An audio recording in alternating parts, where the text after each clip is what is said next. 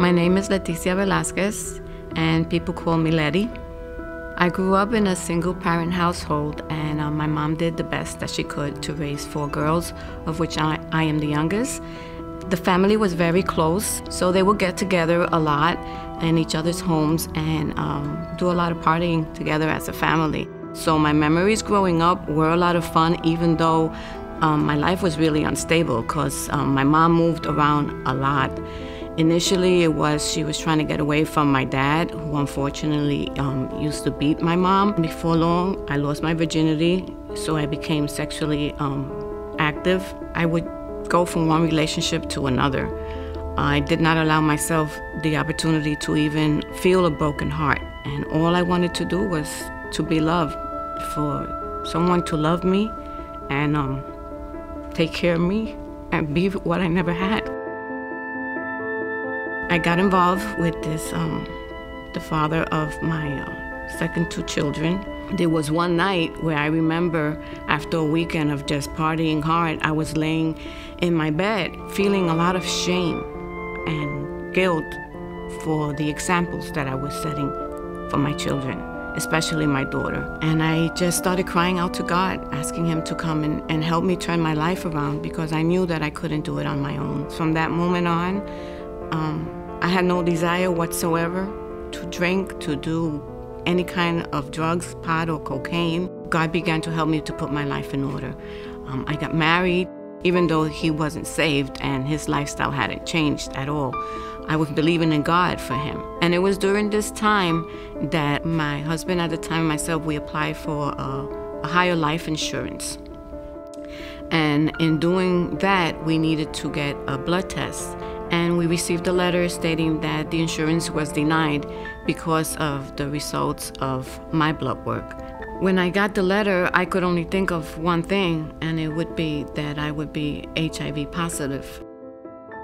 I was home already when she called me to give me the news. And when she gave me the news that I was HIV positive, it was almost like getting a death sentence.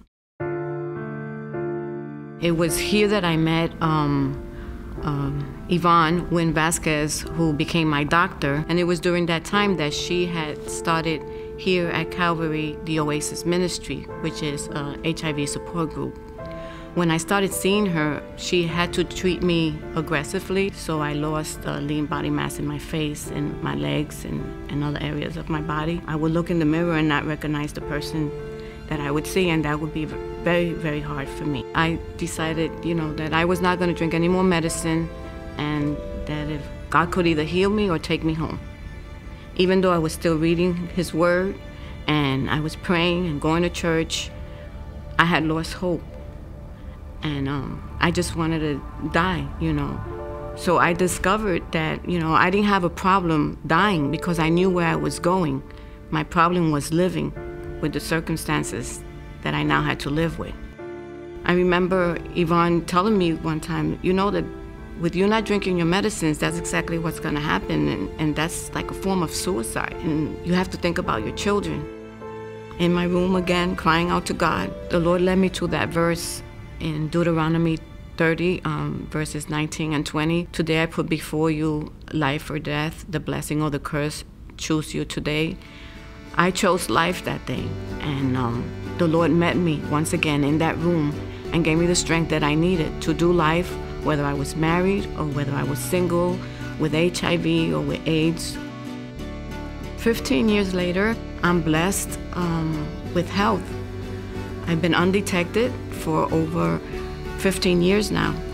I'm here at Calvary serving at a great ministry for people that live with HIV or AIDS. I'm blessed to be a part of it, and not only do I get support from it, but I'm able to serve in it.